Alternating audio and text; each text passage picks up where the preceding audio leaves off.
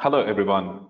Very warm welcome to all of you to this virtual roundtable session with GitLab, our business partner, and Google. The topic today is GitOps, the future of infrastructure automation. My name is Chandan Nalal, and I want to welcome all of you to this session today. To start with, just a little bit about the topic for today's roundtable panel discussion. Google Cloud and GitLab today will go over some of the business benefits of GitOps, providing real-life examples, how to structure organizational teams, and outline what is required to adopt this powerful strategy. Just a few key takeaways that you can expect from the session today. What is GitOps, what the business impact of GitOps is, and how organizations are structuring teams for GitOps, and why your company should also consider and what they should consider before embracing GitOps. I would like to go over the speaker introductions today, and I would like to request the speakers to introduce themselves. First, over to William Chia. Hey, thank you, Chandan. My name is William Chia. I am a GitOps evangelist at GitLab. I get to work a lot with our customers and on our go-to-market strategy, talking about the types of features at GitLab and capabilities that help GitLab users and customers with their infrastructure automation. So I'm happy to be on the call today. And Kenny, I'll pass it to you. Hey, thanks, William. I'm excited to be here as well with our awesome panelists. My name is Kenny Johnston. I'm on the product management team here at GitLab. I'm covering the part of GitLab's tool that enables utilization of infrastructure as code best practices and capabilities for managing and deploying your infrastructure within GitLab itself. My background is in managed infrastructure services, so I've been both a utilizer and a implementer of GitOps best practices, as well as building tooling to help support that in other organizations. So really excited to be here. Amina, over to you.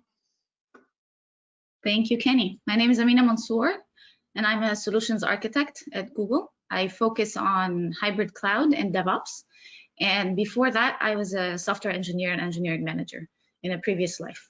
And I'm so happy to be talking to an EMEA audience today because I am from Egypt. I moved to the US 6 years ago, so back to my roots with a different time zone. And to you, Theo, for interest. Thanks, Amina. Hi, everyone. Also super happy to be here today and talking with all the right experts. So my name is Theo Chamley. I'm also a solutions architect, exactly in the same team as Amina, but I'm based in Paris, in France. And I specialize on DevOps and on automation in general. And GitOps is one of my favorite topics. And I didn't have to wake up at 5 a.m. to be here today. Excellent. Thank you so much, William, Kenny, Amina, and Theo. Warm welcome to all of you. This entire session is going to be a roundtable discussion, and hence we can expect a lot of interaction here. So do look out for that. And also a special mention here, there's a poll at the beginning that our speakers want your attention towards. And so do watch out for your screen so you can contribute to the polling with your responses. All of us, just a couple of ground rules before we get started. All of us are going to be muted during the entire session, and only the speakers will have the access to speak and present information. The overall discussion is expected to last for about roughly 40 minutes, and then we'll open the floor for questions. Of course, if you do have some questions beforehand, do not hesitate to use the questions tab on the right side panel on your screen and type them in, or just send it over to me as a chat message so I can take note of that. And if you have any difficulty during the session, kindly make a note of the same on the chat tab, and one of us will get in touch with you to potentially solve any of these issues. Now, without any further delay, I hand over the floor first to William Chia to kickstart the roundtable discussion. William, over to you.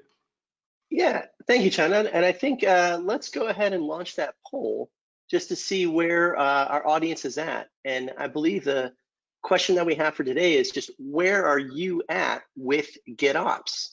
So that poll should be popping up on your screen momentarily.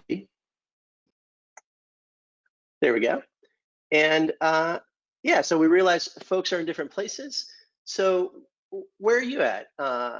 You know, maybe you haven't started exploring yet. You're coming to this webinar hoping to learn about GitOps. maybe you've looked at it before, but are not yet committed and looking for maybe some reasons why it might be good for you or might not be a good fit. Maybe you haven't implemented it yet, but you're all in on GitOps, you're planning to implement it, or you are already using it today. So John, and I don't know if we have a good sense for if folks have answered, and if possible, if we can show the results to the audience as well. Yes, I would say 75% already voted, and so 5 more seconds, and then I will close it.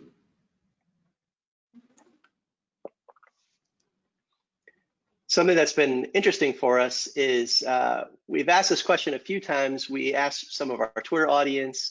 I was on a call earlier this month where we kind of asked the audience, and there's usually a different distribution. So I'm curious to see what we have of the folks on the call today, where they're kind of at.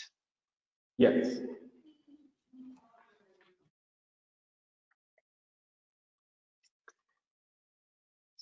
So it looks like about 50% haven't explored it yet. I think you are in the right place. If you're here to learn about GitOps, this is the right place for you. Looks like a few of folks have already started using GitOps today, and we know that this tends to be more of a leading edge type technology or practice as we talk about. So looks like there's a mix of folks, but most folks coming from entry level. So that's great. You are in the right spot, and there is a lot to chat about today. So with that, I would love to just kick it off with our team here and ask the question, what is GitOps? Like most technology terms, it can have different definitions, and sometimes they evolve. So I don't know if I can start, Tio, maybe asking you, in your context and with your colleagues, how do you define GitOps? Yeah, thanks, William. So Google doesn't really have a formal definition of GitOps. We have actually been practicing something similar in Google for a very long time, but we don't use Git, so we didn't call it GitOps. For me, the real core of GitOps, and for once a technology has a good name, is operations through Git.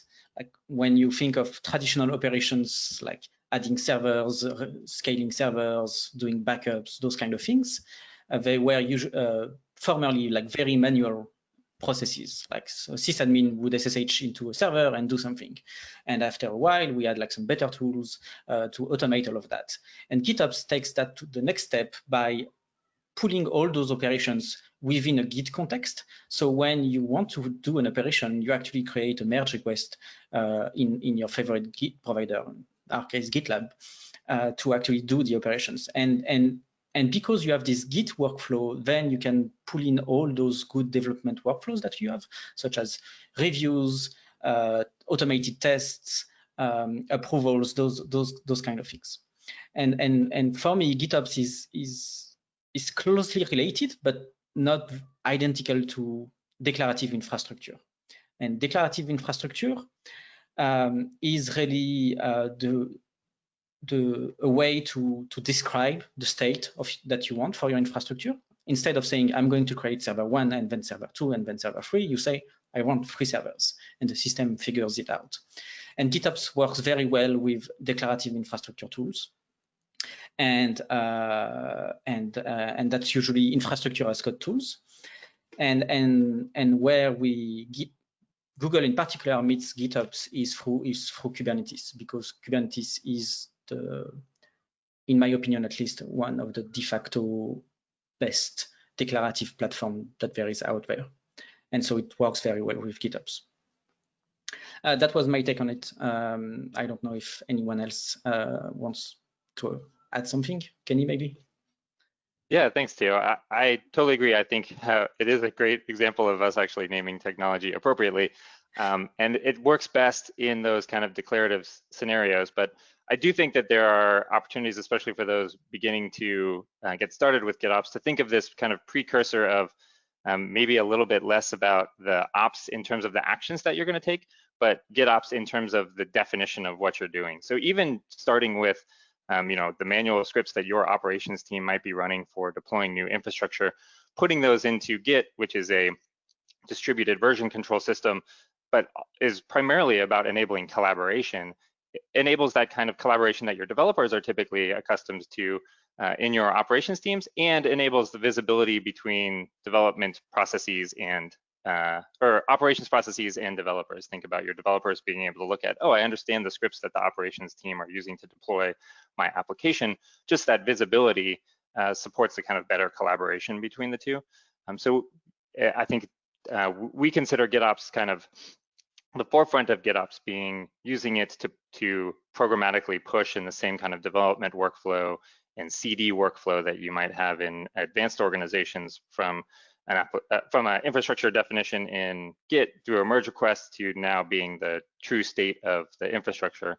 But even starting backwards at, we have scripts that we run, but we want to make sure that we're making those available to developers and people can contribute to them universally and freely is a great starting point for GitOps. Yeah, I totally agree with both of you, Kenny and Theo. And I just want to add that in Weaveworks definition, and by the way, Weaveworks is who actually coined the term, they add that there's some sort of convergence mechanism where you can figure out if there's a drift between the desired state, which is recorded in your source repository, and what actually is happening, say in your Kubernetes cluster or your actual servers that got deployed or whatever there. And you know, there are certain tools that allow you to do that. It is not the most commonly used definition. It is definitely closer to operations through Git as a very simple form of it.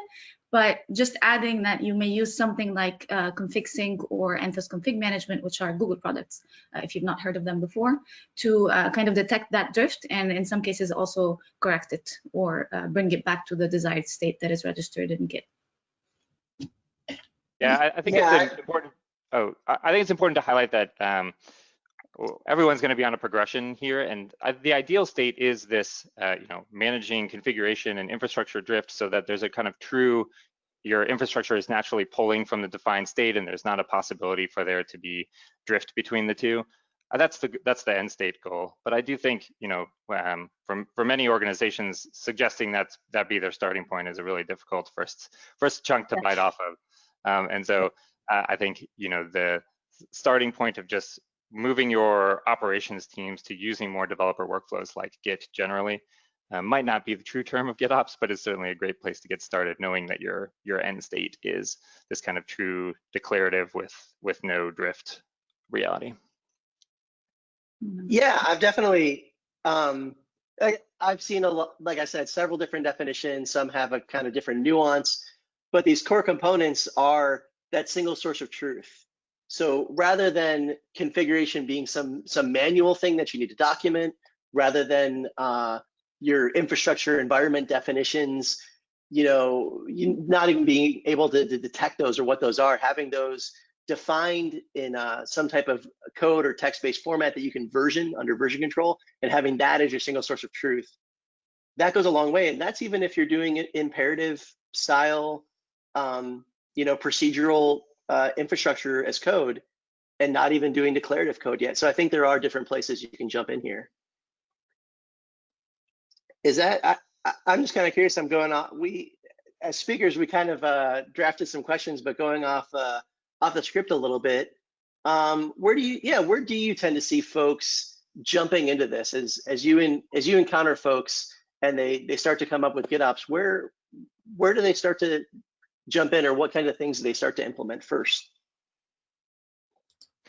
I could say from my experience, we had teams that were, I think any kind of true aficionado for GitOps would say this is not necessarily GitOps, but just what you described, William, taking your runbooks that might be in a Confluence wiki or something like that and putting them into Git so other people can collaborate and contribute to them in a kind of reviewed process was a starting point for some organizations, which is, you know, strictly imperative, nothing declarative, no Kubernetes technology involved, but did allow this starting point of we can enable some collaboration between our ops teams using Git as a versioned set of at least process documentation, and then that enables you to evolve that into more automation over time. Yeah, something that I've seen quite often as a first step to GitOps is people taking their current automation tool, and that can be either just plain bash script or something like Chef, Puppet, Ansible, or up to Terraform, and those fall on different places on the spectrum of declarative tools. But just take that and put it in a CI tool, be it GitLab CI or Jenkins or anything like that, and actually run that instead of from the admin sys laptop from the CI tool. And I think that's a fairly common place where people start. I will add to that those two different starting points that Kenny and Theo mentioned, I've seen as well. But for more greenfield, startups, for example, or companies that are starting cloud native or on Kubernetes, as they're adopting Kubernetes, they are starting from the get-go with declarative infrastructure and integrating it into their pipelines from the start. And I mean, it's simpler if you don't have any runbooks or legacy things that you're dealing with, but there's definitely a path forward even if you're not there. I think one CIO I was listening to said that they were describing their organization, and they said they had a Smithsonian of technology. So the Smithsonian being a very, very large museum with I think that is just thinking of the museum of technology that many large organizations have.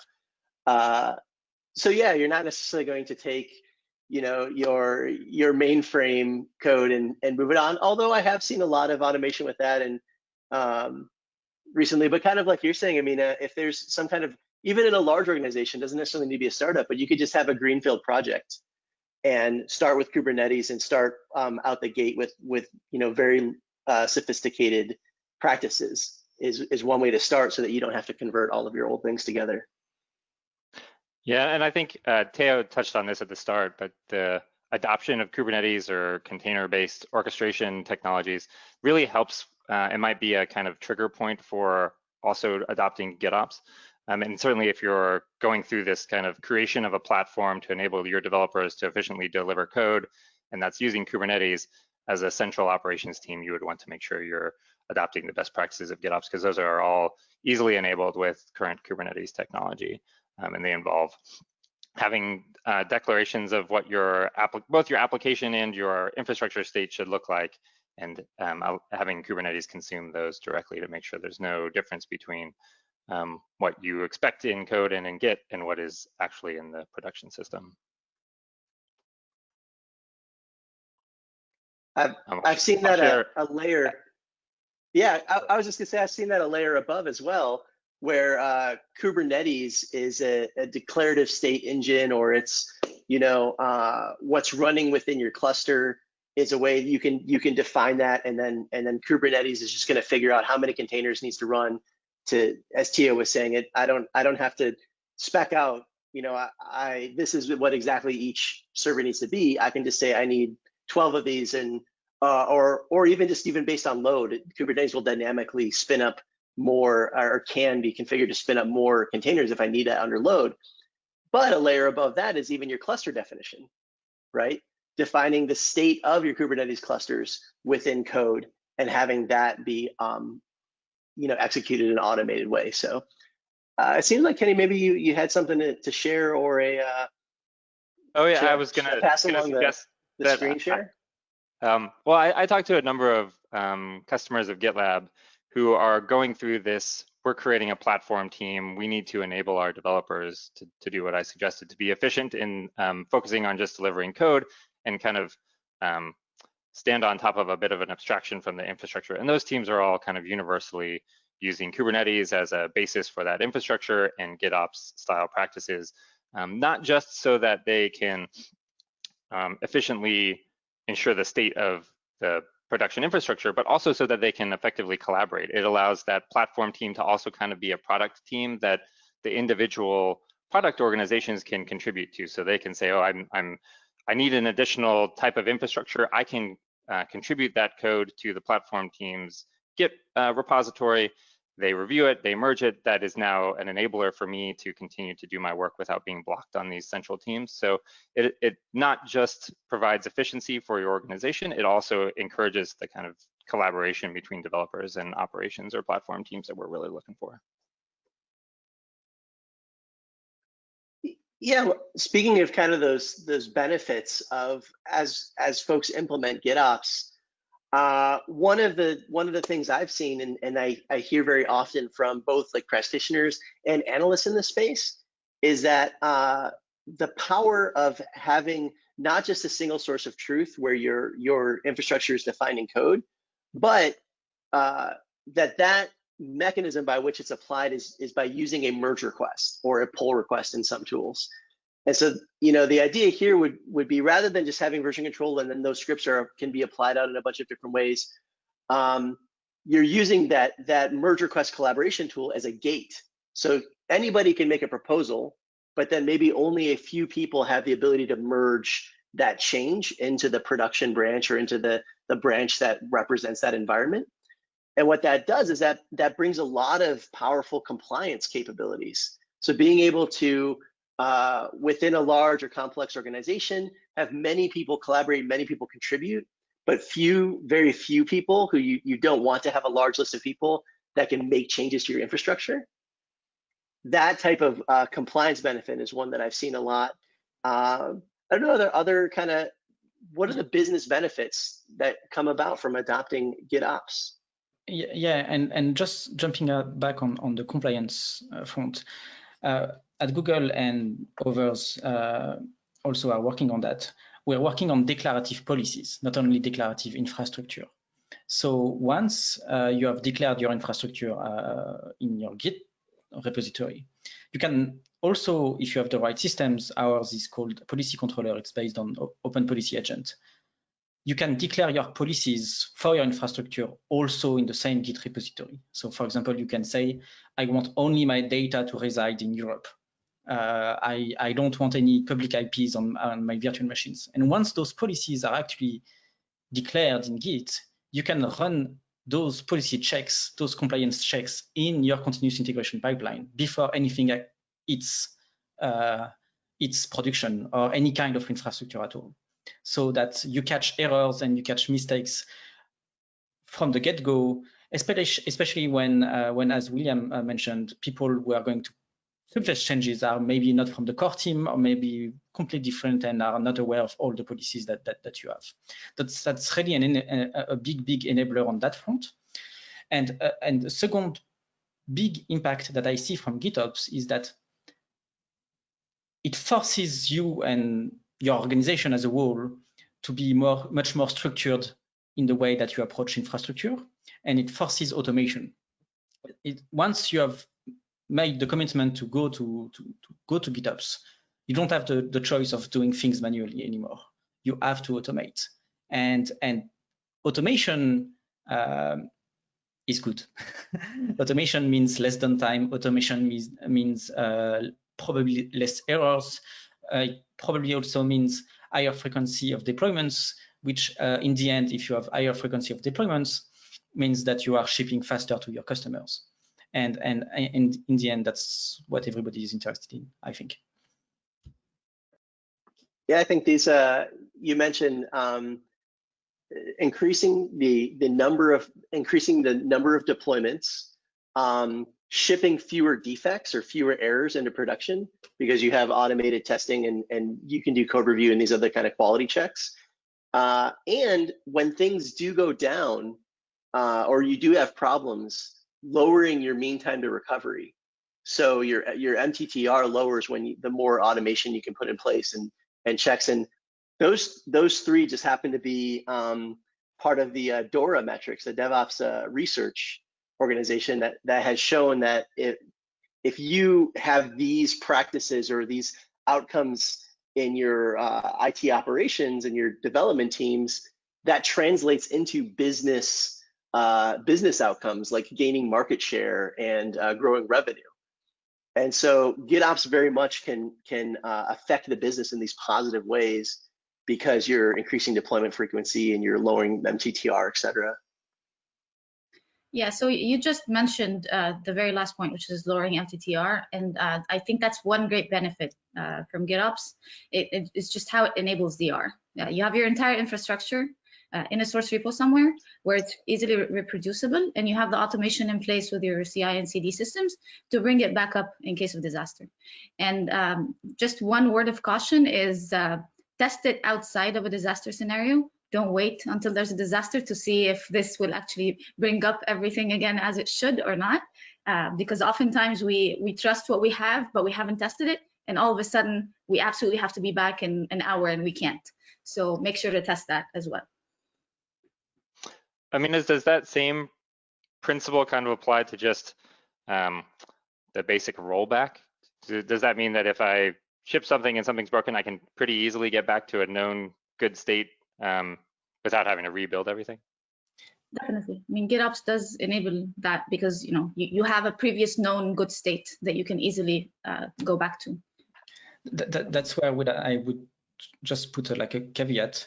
That's where a truly declarative tool is important, because if in Git you have a series of imperative scripts that do step 1, then step 2, then step 3, and you try to roll back to previous commit, you're just going to re-execute those same steps, but maybe that just doesn't bring you to the state that you want. So having a truly declarative tool or platform is important for those rollbacks and disaster recovery scenarios. I think you can get there without that, but it's much more complex.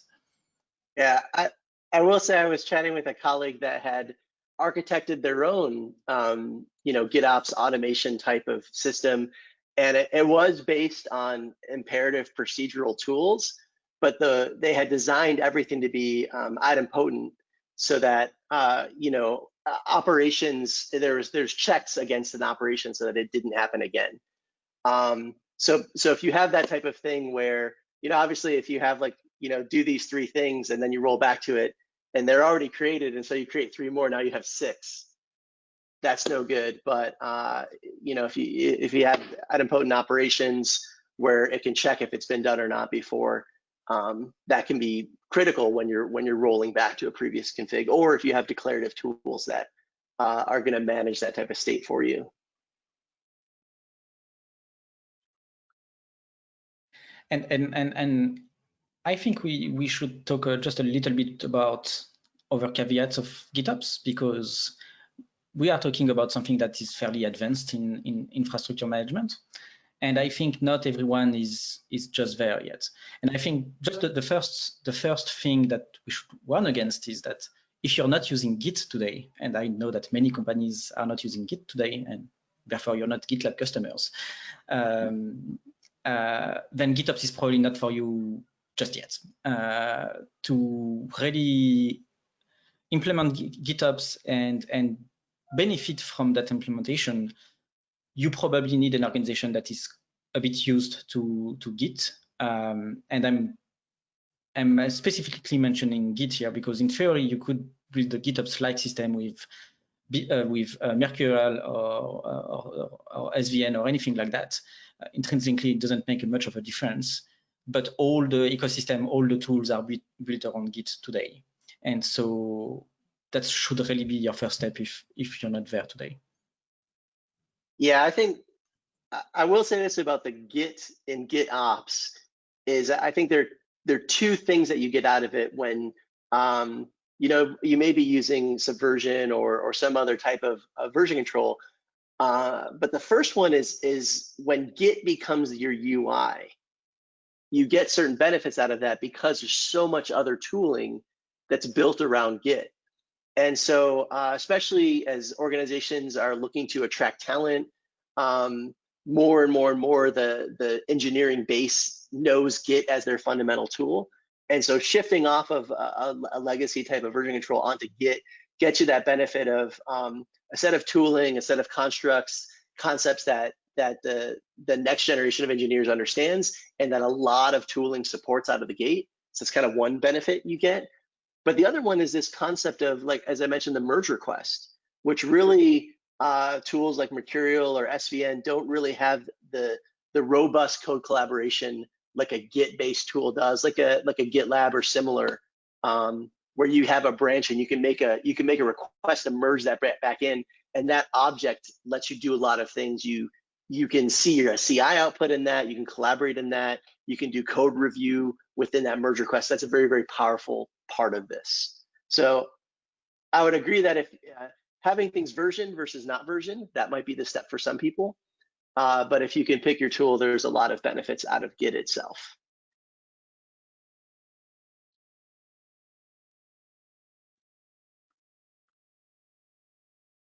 To shift over for a moment, I'm kind of curious in terms of actual user stories, or I don't know, Amina, you're talking about disaster recovery, and it sounded like there was perhaps a story there. Or I don't know if it's a DR story. Is there maybe some types of user stories that you're hearing from folks in the field? What are they actually implementing? What are they actually experiencing?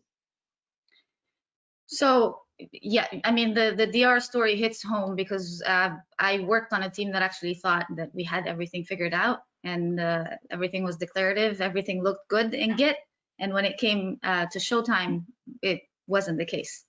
We had, had tweaks and things that people have done that were not really recorded in our source of truth.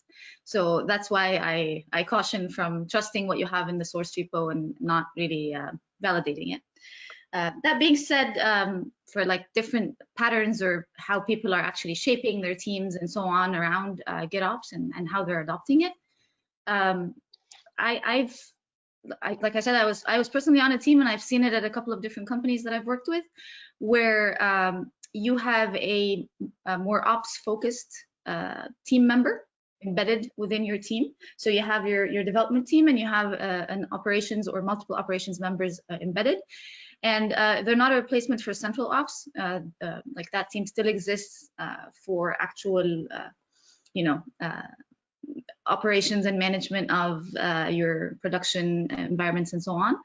But they were sort of like the liaison with that team, and they were responsible for automating the writing those declarative infrastructure artifacts and maintaining these, and a little bit of the operations at the team side. And that model worked. There was nothing wrong with it. But I will say that there was a point in time where that person quit from one team, and the team was left with the burden of handling that when they didn't have the expertise or the knowledge of best practices and so on when it came to operations. So all of a sudden, the company thought, okay, we're moving to DevOps, which they incorrectly interpreted as the developers can now become the operations people, which I think you should not do that, because you need to make sure that that's fine if you're going to educate and make sure that the developers understand very well what they're signing up for and what they're doing. But in the absence of that and in the vacuum, it's hard. And then playing back into what Theo was talking about, which is also using policy to as a declarative object. So also having those policy guardrails within your pipelines and merge requests, of course, like we've been talking about. So there's some kind of approval process and checks and balances in place to be able to handle those. So that's just one example of what I've seen. That's great. I love this concept of how GitOps might be a reaction to the push for DevOps. And in one sense, you can think, well, the developers are being forced to understand complex things like containers and Kubernetes. The least we can do is have the operations teams also understand Git. But having that be a common place for the two organizations to collaborate together, I think is a really important thing. And it does help seed the kind of understanding of how the processes work, so you can truly have teams that might not even have specific individuals for one or the other, but are capable of doing both using the kind of same set of common tooling and collaboration platform.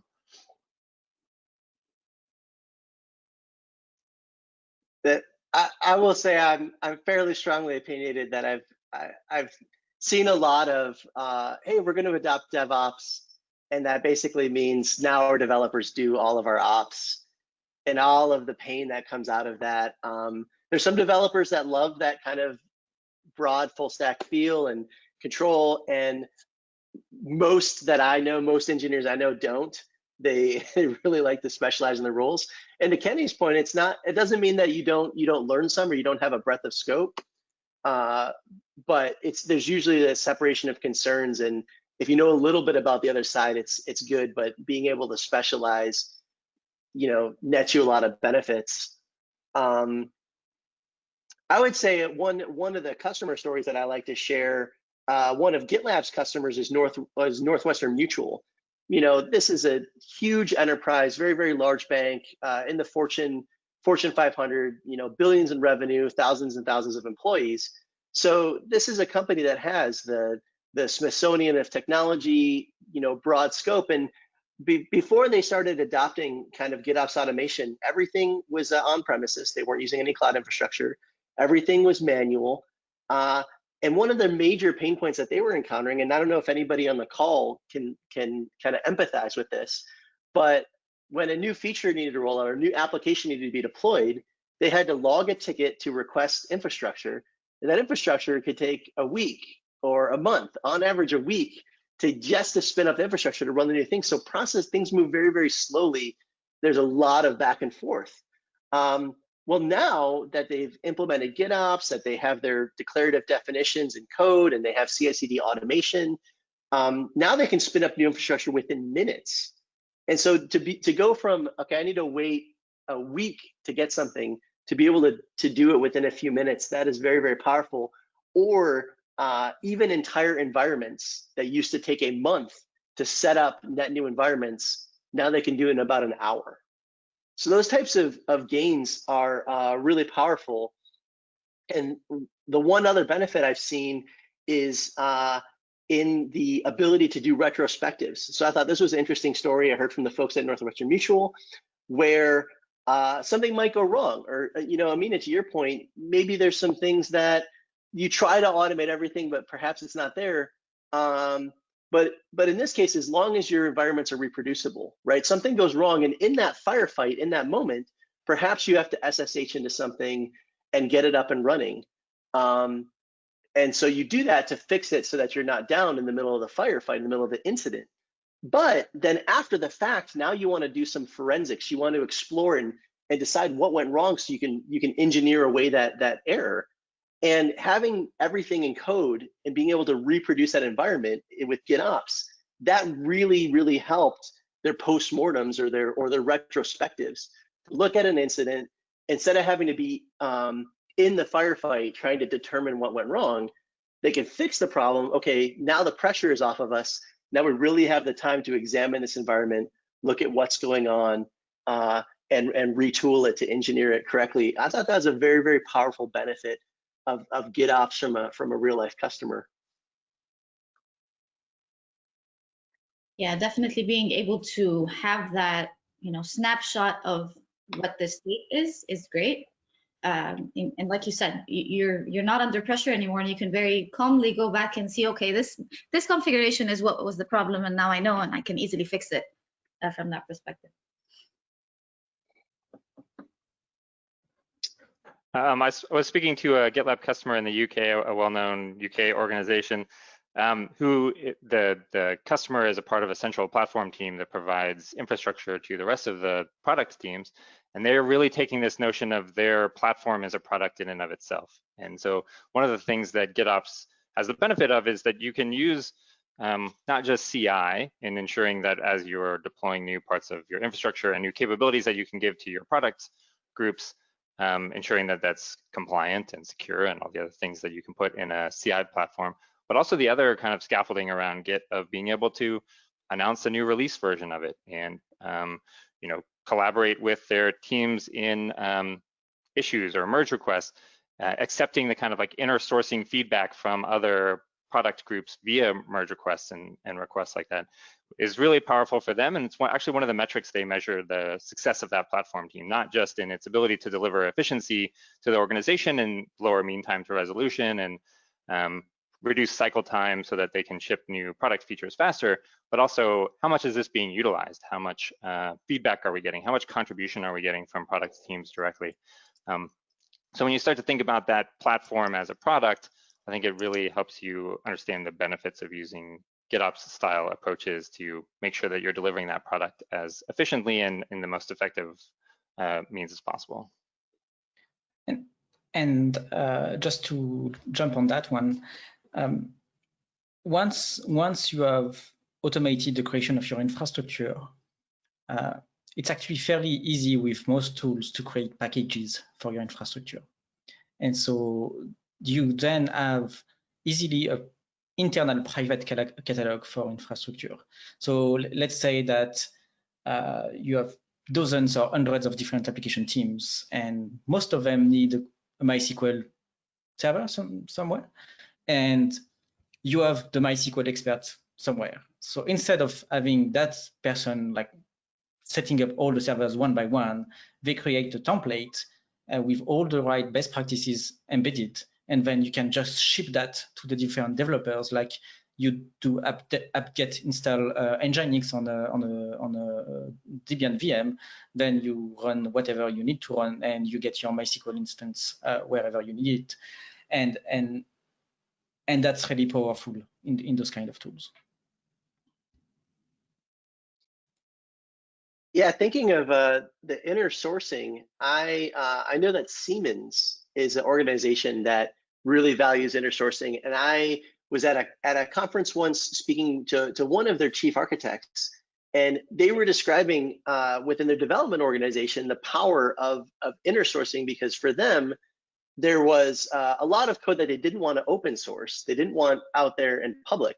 And for folks on the call that may not be familiar with the practice of inner sourcing, this is developing within your organization, software or code as though it's an open source project, but without making it publicly available. You've only made it available within your organization, but now you can have a community of folks collaborating on something rather than just a single team. Now best practices that one team discovers can be spread out to other teams, and when it's in code, that's become very easy to share. Now you can gain collaboration from experts in different teams and in different locations. So all these things are really powerful benefits of inner sourcing, whether you're doing that on your application development code, or if you are doing that on your infrastructure and your policy and your environments as code. And now the operations team can garner that benefit of inner sourcing as well.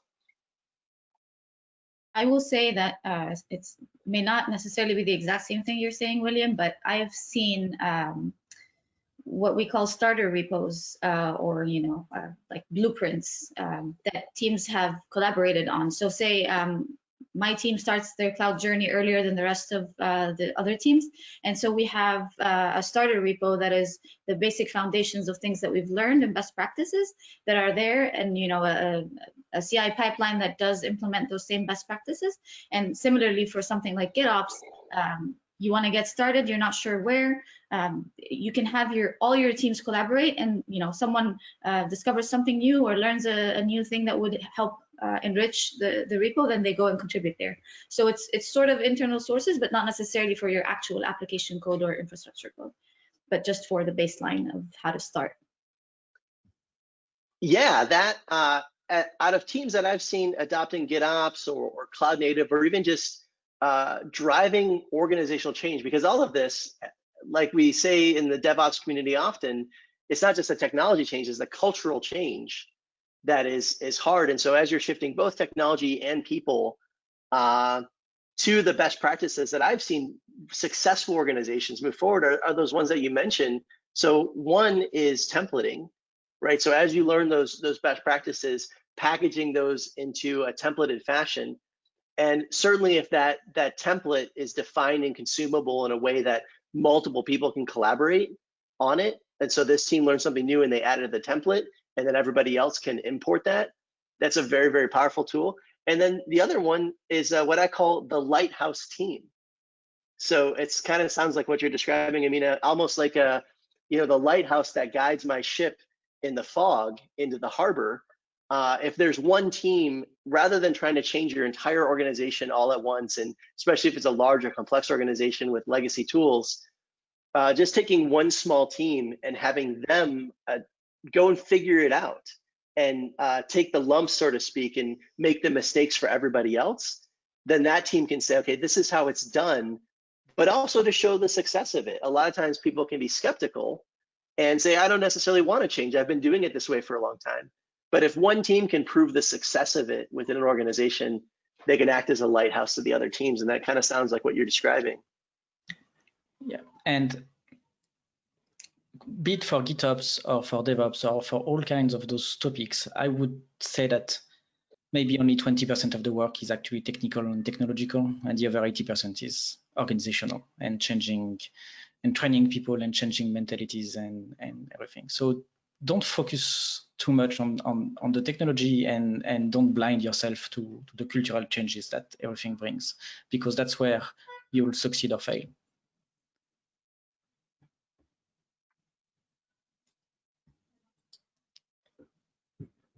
Well, I think this has been really fun. I would love to see if the audience, I know within the GoToWebinar panel, there's this opportunity to be able to ask questions. And I'd love to see if folks within the audience have questions that they would like to ask, because I know that we could probably go on and on and on. There's a lot of stories to share and a lot of strong opinions too, which is good.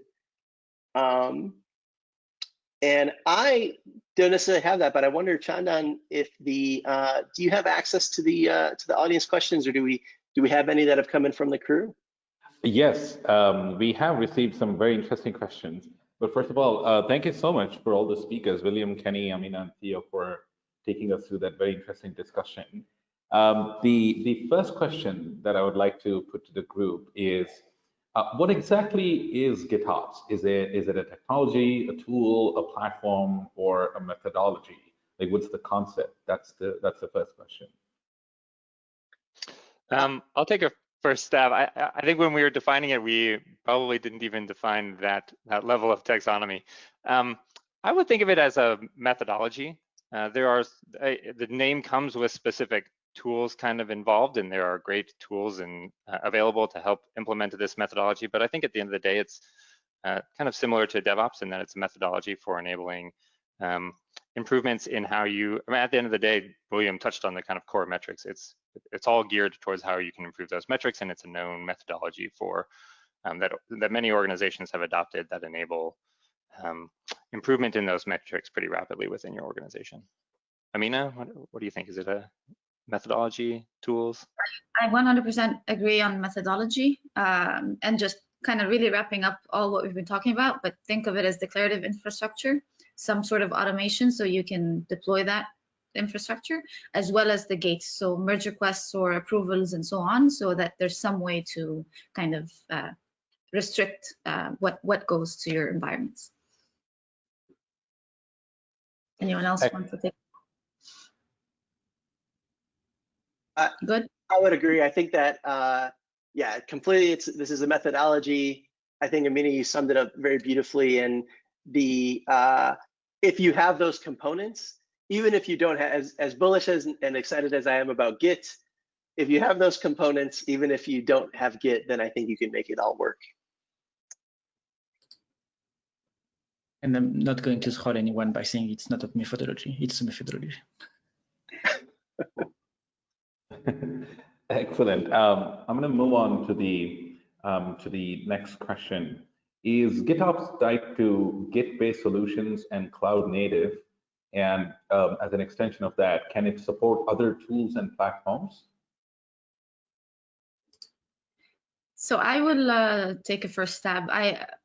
My opinion is that it is enabled, or it lends itself best to more cloud native and Git-based operations and so on. And like we touched upon throughout this talk, this is where it's the easiest to implement. That doesn't mean that it's something that you cannot take to non-cloud native things. For example, there's nothing stopping you from having declarative infrastructure for your VMs on premise, for example. You could still leverage that and deploy it to infrastructure elsewhere. Theo, do you have anything you want to add? Yeah, totally. Actually, in my previous company, we did just that. We managed VMs through GitLab, actually. And we were using Terraform to manage all of that. What you need is a way to provision infrastructure through APIs. No human should be involved in the creation of a server, basically. Once you have that, and once you have APIs, which is one of the defining features of cloud, but not only available in cloud, then you can implement GitOps. And for the Git part, you can obviously one of the easiest way of going about that is to use GitLab or one of the competitors. I have my preference for GitLab, probably the reason why I'm here today. But you can perfectly use some other tools. It's just that basically nobody does that because there's no real need of going your own way on that front. Yeah, and I want to hammer this home because we took the poll at the beginning. Many people are new to GitOps.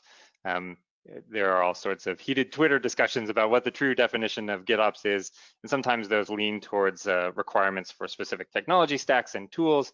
But if you distill it down and think of it as a methodology, it's more important that you're able to achieve the aims of that methodology. And so what I wouldn't want is somebody to say, well, GitOps is only if you're using Kubernetes and cloud native, so not for me today. I think you can get started on this journey today without using those specific technologies, even Git. So I'll leave it at that.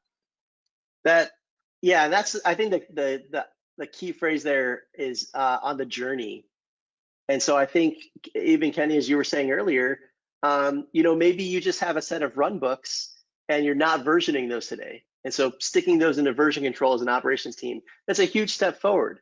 All of a sudden now you can collaborate. All of a sudden now you can see a history and things are documented for you.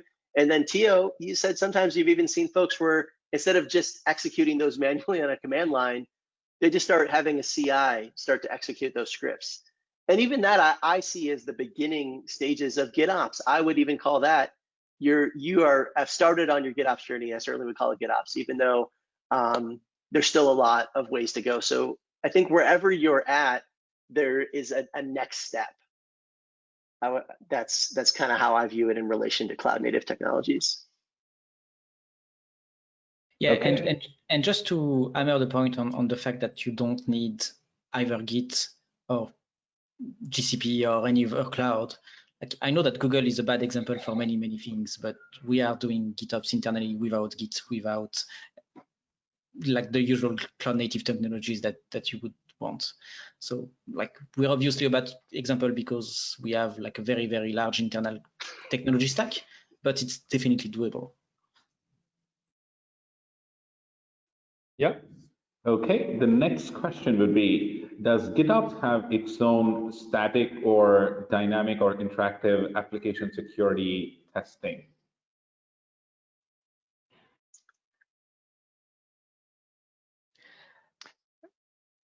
Sorry, I didn't hear that question. Was the question GitOps or GitLab? No, does GitOps have its own SAST or DAST or IAST? I guess I would answer that by saying we kind of talked about what kind of CI would you have around GitOps, but if you think about GitOps being a project repository with infrastructure definitions, you probably wouldn't have, we might have some SAS scanning, but maybe a better way to answer it is what kind of things would we put in the CI pipeline for those infrastructure definitions? Teo talked about compliance. Certainly there are security best practices. There's ways to make sure you're not injecting secrets into that definition so that you're not leaking your secrets into your Git repositories. Maybe what other kinds of CI tests have we seen, have any of the panelists seen in their in project GitOps repos? So advanced users go all the way to unit testing and integration testing. So especially when you are inner sourcing some packages, some infrastructure packages to deploy, like a MySQL instance, for example, then you can run unit tests on that, and you can run integration tests on that. By every time that you make a change to that package, you actually spin up an actual instance, run some tests against that, and then destroy it after that to make sure that the package that you just modified still is compliant with what you shipped to your users previously. And that's something that basically only GitOps can let you do.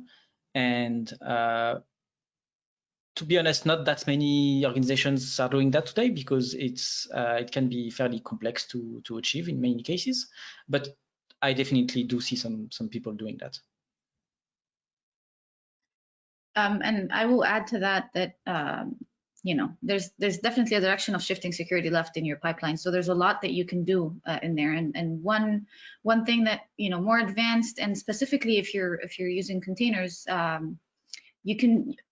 It is applicable to other artifacts as well, but I will specifically mention containers here. But you can do vulnerability scanning to see if you're introducing any images with any known vulnerabilities or exposures in there as well. Yeah, I think there's a particulars of the tools that are available today, and then there's the concepts. And so I think conceptually, absolutely, I would say, so when you think of things like SAST and DAST, or static and dynamic security testing, there's a lot of tooling, including within GitLab, that is designed for application code, or Amina, to your point, or even container scanning, which would I consider that application code, or would I consider that infrastructure? It's you could go either way. But the idea is, if I have some application code, there's a lot of tooling. Like I've written a JavaScript application, and it's going to scan for vulnerabilities, and it's going to look for dependencies that are out of date. It's going to do some dependency, dependency graphing to see if I have any dependencies that need to be updated within my graph. So a lot of that tooling exists and is robust and mature in the security market. On the infrastructure side, are there static tools out there that are going to scan, my Terraform file and tell me if I've, misconfigured it? I'm not aware of those. I don't think that the industry has spun up this kind of like whole cottage industry of security tools around infrastructure in the same way it has around application code. But to Kenny's point, conceptually, yes, when you're building out your pipeline, you can run static checks against your infrastructure definitions, and you absolutely can deploy a test environment or a staging environment, or sometimes what we call a review environment at GitLab, a review application, and dynamically poke at that and test the security of it before you then go and enact that change in production. So I think conceptually, the concept of having static and dynamic security tests on infrastructure, I think is definitely there. I think people are definitely doing it. And the tooling around it, I think, is something we'll see as the products will come in the future. Yeah, I think one way to think about that is if you're each one of these infrastructure definitions, whether they're Ansible or Puppet or Terraform, are their own languages. And so there are likely scanners, maybe they're open source, that scan. They might also border on just being linters for, is this correctly formatted? At GitLab, we use Terraform for our infrastructure provisioning, as well as some Chef, and we have scanners in the pipelines for both of those technologies. Again, if you think about it more as what kind of stuff would you put in the CI pipeline to make sure somebody contributing to this is not contributing something A, that just plain doesn't work, or B, that has security gaps in it. There are a burgeoning set of tools that can scan that type of code for those types of vulnerabilities. Excellent. The next question we have is, how do you take classic on-premise infrastructure architecture to K8 and GitOps? And if you have to tackle with the mindset, then how and where would you start?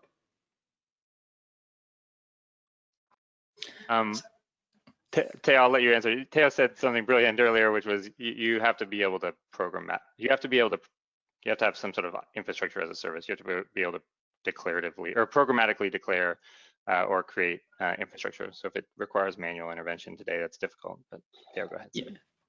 Yeah, and so even if you don't have that, and you have bare metal servers that someone in your data center manually racks when you need it, like probably, well, maybe I don't know, but probably today you're not manually configuring those servers. You're using a tool like Chef or Puppet or Ansible or something like that SSH in to the servers and do some configurations. But even if you don't have that and you just have some bash scripts that do the same thing, SSH in itself is an API of some kind, and you can, your first step in that case can just be to take those scripts or those Chef. I did like 3 years of Chef and I can't remember the name. Playbooks? No, that's in Ansible. Recipes. chef recipes, and just put them in your CI tooling so that they run when you modify them in Git. That's going to be a huge first step, and that you can do with bare metal on-prem servers. I kind of view it as what competencies are you building within your team? And so a GitLab customer that has kind of made that transition from everything on bare metal, there's a lot of them, but one that comes to mind is Ask Media Group from ask.com, you know, and they had everything on premises. They had all kinds of legacy technology. And so they took gaining their competencies in different chunks. So first they said, okay, we're just going to take our existing application on-premises infrastructure, and we're going to try to containerize that. And a lot of folks will tell you like, oh, you can't put everything all in one container. That's not the right way to do it. But I would say if that's where you're starting, that's okay, right? Later on, you can decompose into microservices, or you can have decompose your application. But to start, if you're just saying, we just need to gain a competency for what does it mean to containerize? What does it mean to have the pipelines that are deploying these containers, et cetera?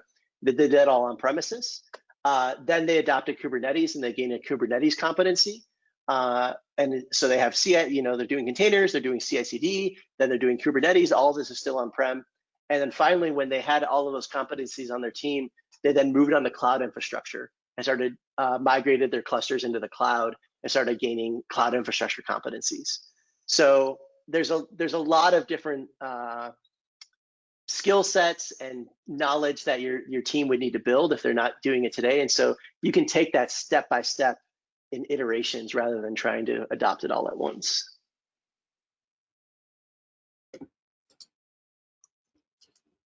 Well, great. So that was the last question that we have from the audiences. And this was amazing. Thank you so much once again, William, Kenny, Amina, and Theo for that wonderful roundtable discussion in the beginning, and also for taking your time to answer all of the questions at the end. Just a quick note to the audiences. If you still have more questions, then do not hesitate to write back to us at WeConnect from the original email that we got in touch with you. And we will pass it on to the team from GitLab and Google so that they can answer your questions, and one of us will get back in touch with you. A quick note, we do record this entire session, and one of the GitLab representatives will be in touch with you along with the recording copy so that you can access this this talk post the discussion is over. Again, thank you very much to all of our audiences for taking your time and being part of this one, and be on the lookout for more of these sessions in the coming days, weeks, and months as we keep championing our digital content via the Code Cafe Hub. Thank you so much once again, all of the speakers, all the audiences, and the team that helped put this together. Thank you, and have a wonderful time. Thank you. Thanks, everyone. Thank you. Bye-bye. Bye.